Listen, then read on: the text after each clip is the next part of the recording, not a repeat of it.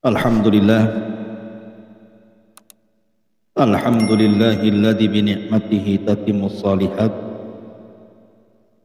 Asyhadu an la ilaha illallah wahdahu rabbi la syarika lah. Wa asyhadu anna Muhammadan abduhu wa rasuluhu alladzi la nabiyya ba'da.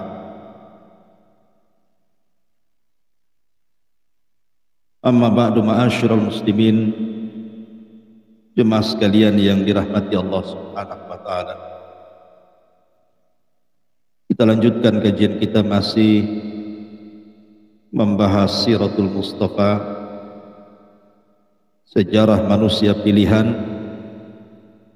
Rasulullah Muhammad sallallahu alaihi wasallam. Dan kita masih masuk pada permulaan dakwah Nabi sallallahu alaihi wasallam. Nah, salah satu dari sahabat Nabi sallallahu alaihi wasallam yang masuk ke dalam Islam antara pertengahan dakwah sirriyah dan dakwah jahriyah adalah Asadullah, singanya Allah. Siapa? Hamzah ibn Abdul Muttalib al-Hashimi al-Qurashi. Bagaimana kisah masuk Islamnya Hamzah ini? Dan bagaimana pengaruh Hamzah di dalam Islam? Kemudian bagaimana jihadnya? Dan bagaimana wafat? Inilah yang kita akan bahas di malam hari ini, tentang Hamzah ibn Abdul Muttalib. Kita tahu bahwa Abdul Muttalib itu memiliki anak secara keseluruhan itu sekitar 17. 10 anak laki-laki dan 7 anak perempuan. Dan mereka adalah paman-paman dan bibi-bibi Nabi sallallahu alaihi wasallam. Ada sebagian mereka yang meninggal sebelum Nabi diutus menjadi Nabi dan Rasul. Ada juga yang paman-paman Rasul itu masih hidup sampai diangkatnya beliau menjadi Nabi dan Rasul, baik dari paman ataupun dari bibi. Tetapi dari paman-paman Nabi sallallahu alaihi wasallam yang 10 dari keturunan Abdul Muttalib itu, yang hidup sampai diangkatnya Nabi menjadi Nabi dan Rasul, 4 orang. 2 mukmin dan 2 kafir. Adapun yang mukmin, Hamzah yang kita akan bahas, dan yang kedua Abbas ibn Abdul Muttalib.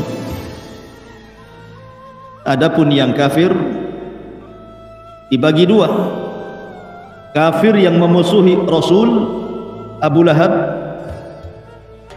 dan kafir yang tidak memusuhi Rasul, bahkan cenderung membela dakwah Rasul, Abu Thalib.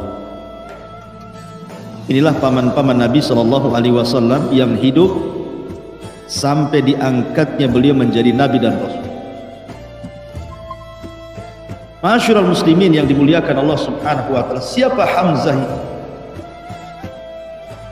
Hamzah adalah Hamzah ibn Abdul Muttalib ibn Hashim ibn Abdi Manaf, dan turunannya sampai kepada Adnan, dan begitu seterusnya. Sebenarnya Hamzah ini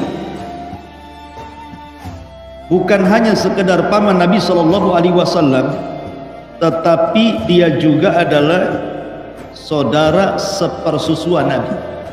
Di satu sisi saudara sepersusuan, tapi sisi lain Hamzah ini adalah paman Nabi dan sama-sama yatim. Makanya kemudian disusukan di satu wanita sehingga menjadi anak susuan dengan Nabi Shallallahu Alaihi Wasallam. Sama-sama disusukan kepada seorang wanita yang bernama Thuwaibah. Thuwaibah ini dulunya budaknya Abu Lahab. Ketika Rasul lahir dimerdekakan. Lah Thuwaibah inilah yang kemudian mengangkat anak susuan, diantaranya Hamzah, kemudian Abu Salamah, kemudian Nabi Shallallahu Alaihi Wasallam. Ini jadi saudara sesusuan semua. Adapun kehidupan di zaman jahiliyah, jadi Hamzah ini orang awam, dia nggak peduli dengan orang-orang Quraisy. Jadi dia hanya berburu saja, dia suka berburu gitu saja orang. Di setiap hari dia latihan memanah, latihan berkuda, latihan menombak, dan suka berburu.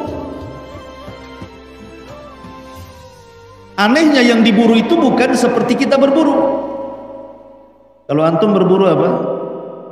Ayam kampung. Kalau Hamzah ini buruannya adalah asad, singa yang diburu, berburu singa. Makanya dia selalu menggunakan mantel dari kulit singa, karena yang diburunya adalah singa. Wajar kalau kemudian gelarnya disebut Asadullah. Asadullah itu artinya singanya Allah dan singanya Rasulullah Sallallahu Alaihi Wasallam. Jadi bagaimana masuk Islamnya Hamzah ibn Abdul Muttalib? Begini ceritanya. Ketika Nabi Sallallahu Alaihi Wasallam pada tahun ke-6 setelah diangkatnya beliau menjadi Nabi dan sudah punya markas di Daril Arqam ibn Abi Arqam. Jadi Hamzah ini suatu ketika berburu dan Nabi Shallallahu Alaihi Wasallam ketika itu pergi ke Bukit Safa. Tiba-tiba di perjalanan ke Bukit Safa datang Abu Jahal, Fir'aun yaumati. Tiba-tiba mendekati Nabi Shallallahu Alaihi Wasallam, dicaci maki Rasul Shallallahu Alaihi Wasallam dengan kata-kata yang kasar sekali. Tapi Nabi Shallallahu Alaihi Wasallam diam saja. Dan Nabi Shallallahu Alaihi Wasallam tentu memberikan contoh terbaik. Rasul gitu, karena tahu bahwa kalau dilayani percuma, melayani Abu Jahal. Lah ketika Nabi Shallallahu Alaihi Wasallam dicaci maki, rupanya di situ ada budaknya Abdullah ibn Jad'an, mendengar, menyaksikan bagaimana Abu Jahal itu maki-maki Nabi. Hamzah ini baru pulang dari perburuan, berjumpa pula dengan budaknya Abdullah ibn Jad'an. Kata budaknya Abdullah ibn Jad'an, diceritakan, ya Hamzah, ponakanmu si Muhammad itu tadi aku melihat dicaci maki oleh si Abu Jahal dengan makian yang kasar sekali. Oh, hitam dia, naik darahnya. Padahal Hamzah ketika itu masih musyrik, belum masuk Islam. Maka dicarinya Abu Jahal ini. Rupanya Abu Jahal ketika itu berada di sekitar Ka'bah bersama orang-orang kafir Quraisy di situ. Tidak pikir panjang, ikhwatu fiddin, datang saja Hamzah kepada Abu Jahal, langsung memukulkan busurnya ke kepala Abu Jahal sehingga darah mengalir dari kepalanya. Tidak ada bicara, tidak ada basa-basi, datang ambil busur, tepuk ini kepalanya Abu Jahal. Kemudian Hamzah tiba-tiba mengatakan, kenapa engkau mencaci maki keponakanmu, maksudnya Nabi Shallallahu Alaihi Wasallam, wa ana ala dini, sementara saya berada di atas agamanya, padahal belum masuk Islam. Ya, karena ingin membela siapa? Ponakannya kan itu. Kenapa kau berani mencaci maki ponaan sementara aku berada di atas agamanya? Masuk Islam aja belum. Jadi Hamzah itu betul-betul membela Nabi SAW. Ketika itu ada orang Quraisy yang hendak menyerang Hamzah. Ketika melihat tokoh mereka Abu Jahal diserang kepalanya sehingga berdarah, tapi Hamzah menantangnya, kalau engkau benar berani kepadaku, pun ku bunuh hari ini juga. Akhirnya tidak berani. Orang kenal siapa Hamzah di tengah-tengah orang-orang. Ma'asyiral muslimin yang dimuliakan Allah Subhanahu wa taala. Kemudian setelah itu Hamzah mendatangi Nabi SAW. Kemudian Nabi SAW mengajak Hamzah agar masuk ke dalam agama. Awalnya ditolak, tetapi terus menerus Rasul mengajak ke dalam Islam. Akhirnya dilembutkan hatinya, Hamzah pun bersyahadat. Maka dengan masuk Islamnya Hamzah menjadi goncang orang-orang Quraisy. Karena 6 bulan setelahnya Umar juga masuk Islam setelah Hamzah. Makin keras kan gitu ya permusuhan orang-orang Quraisy ke dalam Islam. Masalahnya preman-premannya yang dikenal orangnya disegani, ditakuti gitu ya, pemberani gitu, semua dapat hidayah. Yang selama ini sangat ditakuti oleh orang-orang Quraisy itu justru mereka dapat hidayah. Ma'asyiral muslimin yang dimuliakan Allah Azza wa Jalla. Setelah kemudian Hamzah masuk Islam, maka Hamzah pun salah satu orang yang ikut hijrah dari Mekah ke Madinah bersama kaum muslimin. Kemudian dia pun dipersaudarakan oleh Nabi SAW dengan seorang sahabat Ansar namanya Zaid ibn Harith. Setelah kita tahu bahwa ketika itu belum ada peperangan antar kaum muslimin dengan orang kafir Quraisy. Lah yang pertama kali disuruh memimpin perang adalah Hamzah. Dialah yang pertama kali memimpin perang dalam Sariyah. Sariyah itu pasukan yang tidak dipimpin Rasul sebelum tragedi Badar. Dia orang yang pertama kali memimpin perang. Ketika itu dia membawa 30 orang hendak menghadang orang-orang Quraisy yang datang dari Syam, jumlahnya 300 orang. 30 lawan 300. Tapi Hamzah tidak gentar. Begitulah Islam. Perang Badar 300 melawan 1000. Ya kan? Perang Khandaq 3000 melawan 10.000. Ini Hamzah bawa pasukan 30 lawan 300. Tapi mereka tidak gentar karena kemenangan bukan karena banyaknya jumlah, tapi kemenangan ditentukan karena izin Allah Subhanahu wa taala dan keberanian para sahabat Rasul sallallahu alaihi wasallam. Setelah ketika betul-betul tercetus perang Badar, maka seolah-olah Badar itu milik Hamzah. Karena yang menguasai lapangan dalam perang Badar itu adalah Hamzah. Luar biasa dalam perang Badar itu. Karena orang yang pertama kali membunuh orang kafir adalah Hamzah. Belum ada orang Islam membunuh orang kafir. Karena belum ada peperangan kan. Hamzah lah yang pertama kali membunuh orang kafir, namanya Al-Aswad ibn Abil Asad Al-Makhzumi. Bunuh dia sebelum tragedi perang Badar ini. Karena ketika itu Al-Aswad ibn Abil Asad hendak merampas sumur Badar, tempat base campnya kaum muslimin dalam perang itu, tapi dihadang oleh Hamzah dan dibunuhnya sekali tebas mati. Baru ketika kemudian betul-betul terjadi perang Badar, maka Hamzah adalah salah satu jagoan daripada jagoan-jagoan yang dikeluarkan oleh Rasul untuk bermubarazah, adu tanding. Jadi ketika itu kan orang-orang musyrik mengeluarkan beberapa orang yang dianggap jagoan-jagoan oleh orang-orang kafir Quraisy itu, seperti Syaibah ibn Rabi'ah, Utbah ibn Rabi'ah, Handalah ibn Abi Sufyan. Itu jagoan-jagoannya orang-orang musyrik itu. Maka ketika itu orang-orang Ansor, 3 sahabat Ansor maju. Tapi orang musyrik Quraisy tidak mau. Kami tidak mau melawan kalian. Kami tidak kenal kalian. Kami hanya ingin melawan abna umumatina, anak-anak paman kami saja. Keluarkan dari Quraisy, jangan dari Madinah. Maka Nabi SAW memilih ketika itu pertama Hamzah dikeluarkan, kemudian Zaid ibn Harithah, dan yang paling kecil masih remaja Ali bin Abi Thalib. Dan Hamzah berhasil membunuh Syaibah ibn Rabi'ah.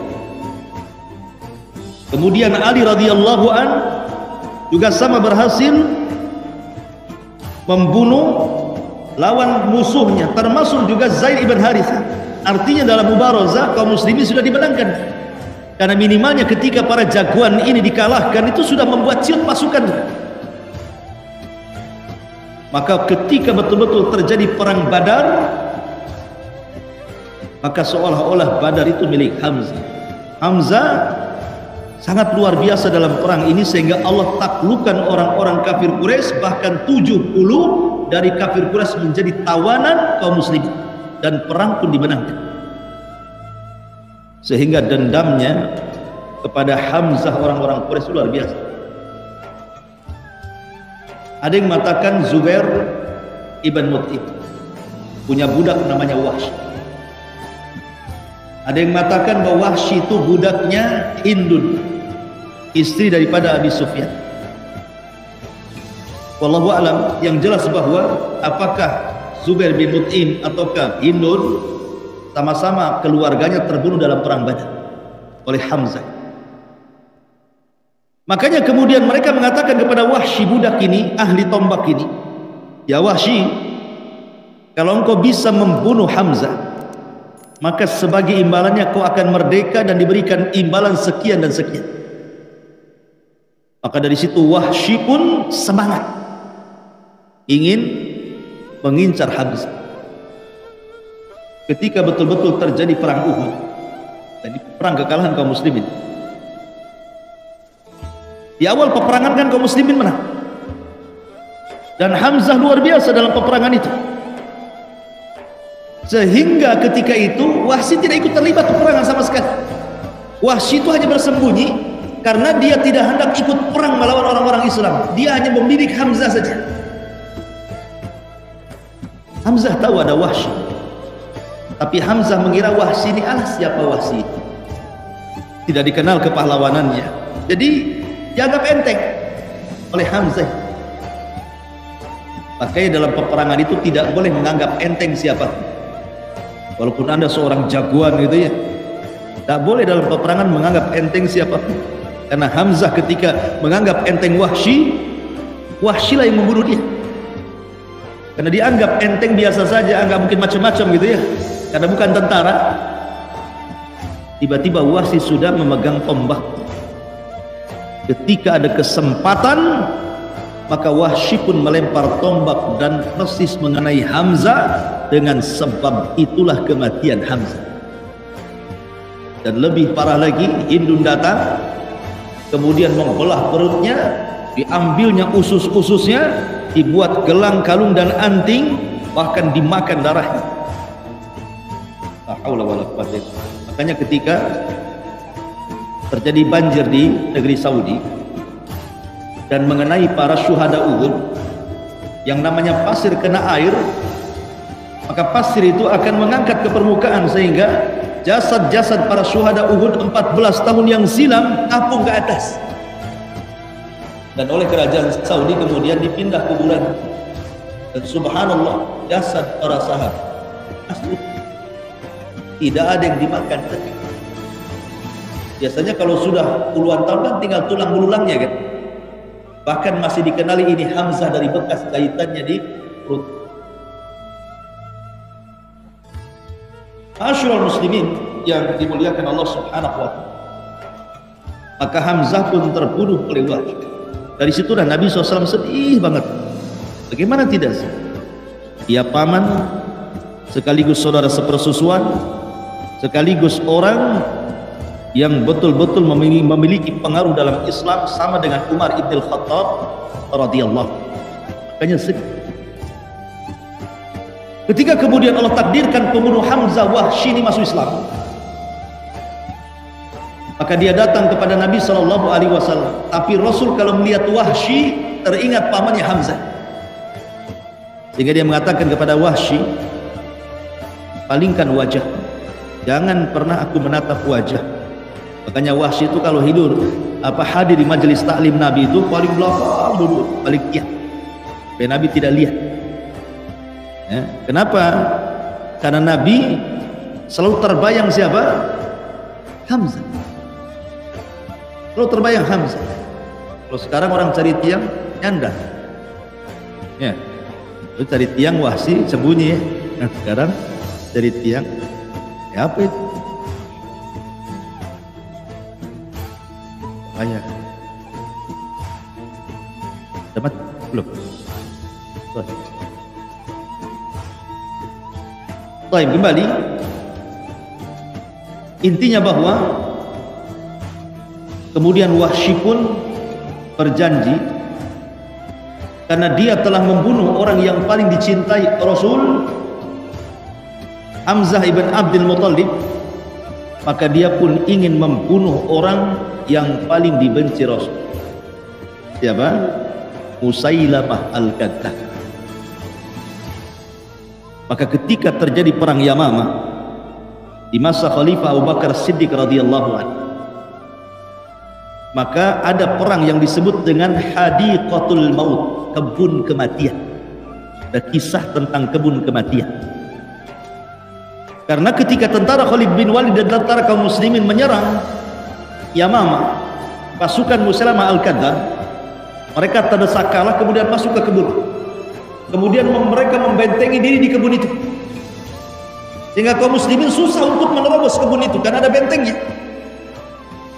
Sampai akhirnya Allah takdirkan benteng Musailamah pun roboh, maka kaum muslimin berhasil masuk ke dalamnya, dan Wahsy berhasil membunuh Musailamah al-Kadzdzab. Dulu dia membunuh orang yang paling dicintai Rasul, sekarang dia membunuh orang yang paling dibenci Rasul sallallahu alaihi wasallam. Itulah Hamzah ibn Abdul Muttalib. Ma'asyiral muslimin yang dimuliakan Allah Subhanahu wa taala. Jadi setelah kemudian Hamzah masuk Islam, kemudian Umar pun masuk Islam, dan sedikit demi sedikit para sahabat menjadi berani karena ada dua orang yang kuat masuk Islam. Mulailah para sahabat banyak yang berani beribadah terang-terang, karena di backingi, bahasa kitanya ya, ada backingnya. Nah, kalau macam-macam ada Hamzah sama Umar gitu, jadi mereka bisa leluasa. Lah akhirnya kemudian orang-orang musyrik ini mulai agak kikuk untuk menghentikan dakwah Nabi SAW. Sampai terpaksa akhirnya kaum musyrikin pun, orang-orang musyrik Quraisy ini harus tanazul. Tanazul itu artinya sudah tidak memberlakukan dengan cara kekerasan lagi, mulai mencoba dengan sistem dialog. Apalah kita berdialog. Diutuslah seseorang kepada Nabi SAW. Di antaranya yang diutus adalah pemimpin daripada orang-orang Quraisy, namanya Utbah bin Rabi'ah. Utbah ibn Rabi'ah disuruh untuk berdialog dengan Nabi SAW. Coba kau datang kepada si Muhammad itu, ngomong baik-baik, maunya gimana? Maka berangkatlah Utbah ibn Rabi'ah menemui Rasul SAW. Apa kata Utbah ibn Rabi'ah? Dia mengatakan, ya Muhammad, in kunta turidu malan, kalau engkau ingin harta banyak, jama'na min amwalina takun agnan nas, maka kami akan kumpulkan harta-harta kami dan engkau menjadi orang yang paling kaya di tengah-tengah orang Quraisy.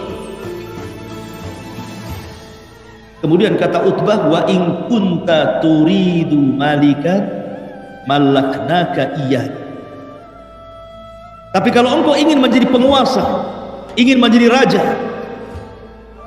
maka kami akan jadikan engkau pemimpin kami dan raja kami. Asal berhenti dari dakwahmu, gabung dengan kami. Wa in kunta turidu nisaan jawaznak bi azmali fatati Quraisy. Kalau memang engkau ingin seorang wanita, kami akan carikan wanita tercantik dari wanita-wanita Quraisy, kami nikahkan dia dengan kamu. Wa in kunta majnunan allajna, kalau engkau memang gila, kami carikan tabibnya, kami obati. Silakan mau milih mana. Kalau dai zaman sekarang ditawari kayak gitu, yalah, mana rumah, mana harta, jadi saya jadi dai lah, jadi pengusaha saja lah. Mental Rasul bukan mental kerupuk kayak kita, mental baja.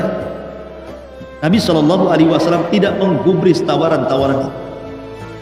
Sampai Utbah ibn Rabi'ah ngomong, sampai akhirnya berhenti sendiri. Ketika Utbah ini berhenti, maka Nabi SAW mengatakan, ya Utbah, kau dari tadi bicara, aku dengar. Sekarang gantian kita bicara.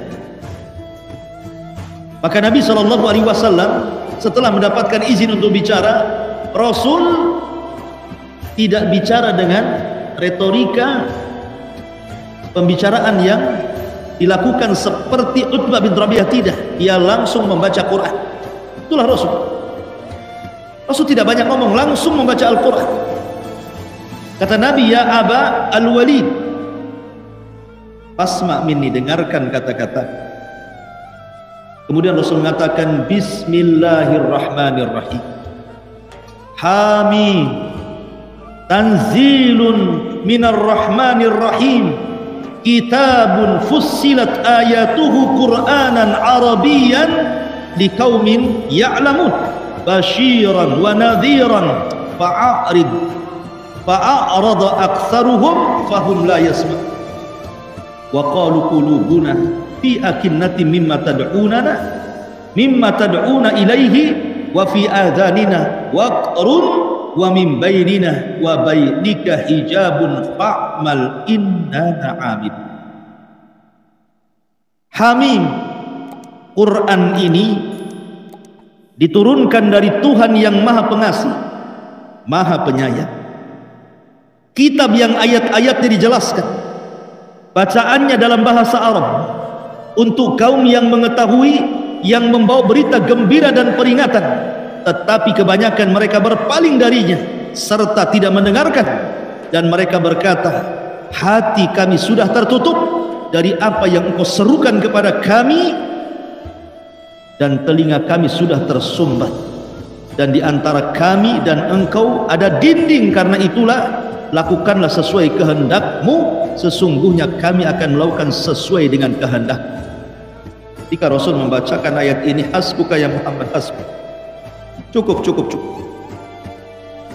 Dalam riwayat yang lain, Nabi SAW membaca, fa in a'radu faqul anzartukum sa'iqatan misla sa'iqati 'adi wa samud.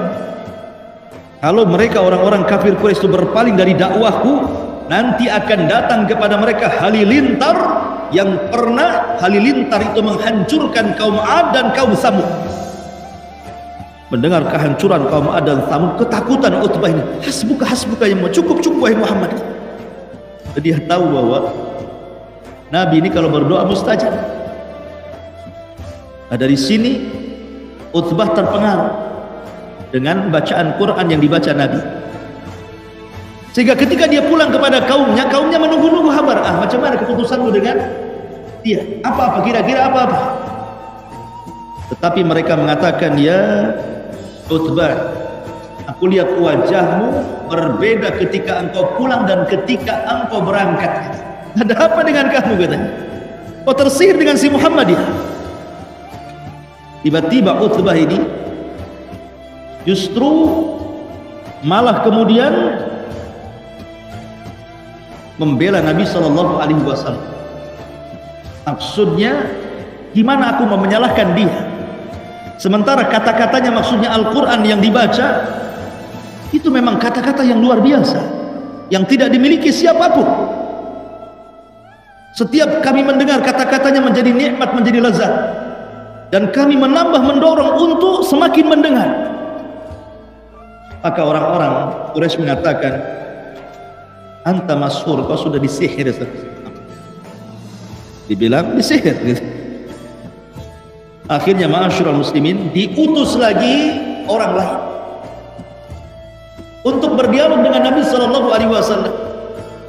Datanglah orang ini kepada Rasul dan mengatakan, sudah gini saja, bagaimana kalau kita berdemokrasi sajalah. Kau coba dulu sembah Tuhan kami setahun, nanti tahun depan kami sembah Tuhanmu setahun juga. Kalau cocok, kau yang ikut agama kami atau kami yang ikut agama kalian. Demokrasi kan gitu. Maka Nabi SAW terdiam sampai turun ayat, qul ya ayyuhal kafirun la a'budu ma ta'budun. Orang-orang kafir, tak mungkin saya sembah sembahan kalian, sebagaimana kalian tak mungkin juga menyembah Tuhan yang saya sembah. Di ujung ayat, lakum dinukum waliyad. Jadi mereka berusaha untuk tanazul, berdialog dengan Nabi SAW, tapi tidak bisa juga. Akhirnya kemudian mereka pun kembali melakukan kekerasan kepada kaum muslim. Dari situlah maka banyak kemudian sahabat yang terkena kekerasan, terutama budak-budak yang masuk Islam, seperti Bilal, Khabbab ibn Rabah, ya Zunairah, dan beberapa budak lainnya mendapatkan kekerasan yang hebat dari orang-orang kafir Quraisy, sehingga Abu Bakar harus datang memerdekakan mereka semuanya, menyelamatkan nyawa mereka demi agama. Akhirnya kemudian belakangan karena sudah tidak tahan, Nabi pun memerintahkan mereka untuk hijrah pertama kali kemana? Ke Habasyah. Berangkatlah kaum muslim, termasuk juga Hamzah. Dan yang pertama keluarga yang hijrah ke Habasyah siapa? Keluarga Nabi, Ruqayyah dan suaminya Utsman ibn Affan radhiyallahu. Wallahu a'lam bishawab. Ikhwata fillah, muliakan Allah Subhanahu wa taala. Afwan, tidak sampai habis. Ya, adalah tunjukkan mungkin saya kajian satu ini. Insyaallah mungkin kita lanjutkan di minggu depan. Ya, minta maaf kajian pagi memang kondisi kesehatan masih menurun gitu ya, pagi datang pula. Karena kalau sehat betul, sekali lagi kajian pagi, saya minta doa kepada Allah supaya dapat diberikan kesehatan dan dipulihkan.